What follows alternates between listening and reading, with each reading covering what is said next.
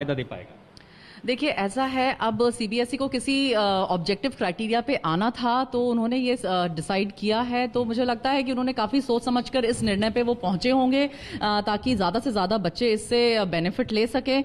बाकी उम्मीद यही है कि ये क्राइटेरिया सक्सेसफुल होना चाहिए, बट हालांकि फिर भी मैं ये कहूंगी कि थोड़ा सा क्राइटेरिया पे अगर 30% और 30% 10th और 11th का थोड़ा रिड्यूस कर दे तो ज्यादा बेटर रहेगा। 11वीं के जो मार्क्स हैं उसको भी 30% का आधार बनाना और 10वीं की परीक्षा का आधार आपके भविष्य के लिए 12वीं के नतीजे के वैल्यूएशन के लिए कितना सही है?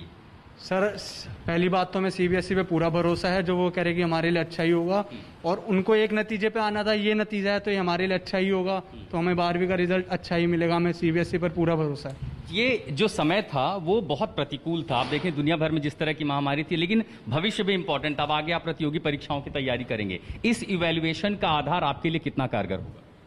सर, जो ये वैल्यूएशन का जो मेथड होगा 30-30-40 का, इसमें जो 30% 11th का है, बस वो आधार थोड़ा कम होना चाहिए उसका, क्योंकि 11th का जो है बच्चे जो है समझने में बहुत ज़्यादा ही टाइम लगा देते हैं। प्लस अब जो है हमारा आगे जाके हमने किसी ने सोचा नहीं था कि 12वीं में ऐसा हमारे साथ होगा।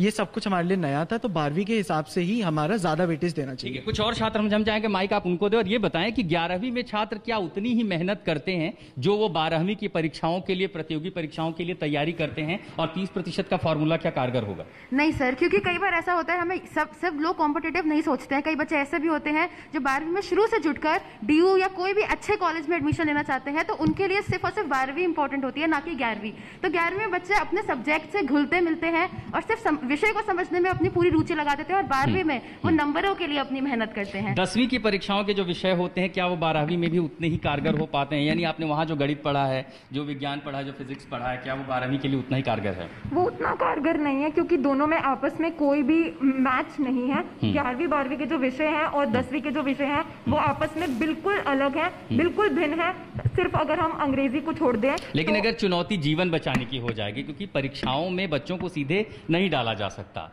अब ऐसे में रास्ता क्या बचता? अगर एक ऐसा मौका मिले कि ये परीक्षाएं होती हैं, आपको अपने ग्रेड सुधारने हैं, तो आगे किसी प्रतियोगी परीक्षा या फिर कुछ ऐसा अरेंजमेंट किया जा सके ताकि आप अपने नंबर सुधार सकें? जी बिल्कुल। पहले तो मैं कहना चाहूँगा, मार्क्स से ज़्यादा ज़रूरी हमारी ज़िंदगी है। अगर आगे फ्यूचर में परिस्थितियाँ सही हों और अगर सरकार और हमारे सारे परीक्षा लेना चाहें, तो बिल्कुल हम बिल्कुल उसके लिए तैयार रहेंगे और बिल्कुल अपनी जी जान लगा देंगे, उनको अपने आप को साबित करेंगे और बिल्कुल अच्छे से उनके लिए तैयारी करेंगे। ऐसा भी होता है कि 10वीं में बच्चे जो मेहनत करते हैं वो नंबर कई बार कम हो, लेकिन 11वीं 12वीं में वो ज़्यादा ध्यान देते हैं। 10वीं का 30% का फॉर्मूला आपके लिए कितना फायदेमंद होगा ऐसे में?